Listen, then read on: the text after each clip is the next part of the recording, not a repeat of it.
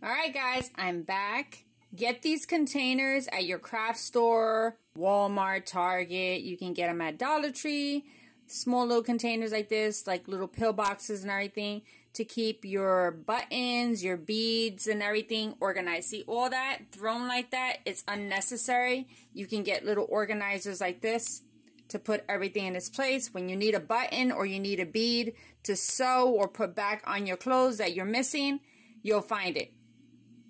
Because let's face it, all these little beads and everything are very expensive, and they give you only a little bit in the craft stores and everything like that. So when you have your clothes that has beadwork and everything, rip it off, save it for your project, save it to replace something. Because if you're going to go out and go get it, it's going to cost you an arm and a leg, like $5, $10, $15 just to find beads that you're looking for. So that's the DIY for today. I'll see everyone later. Bye.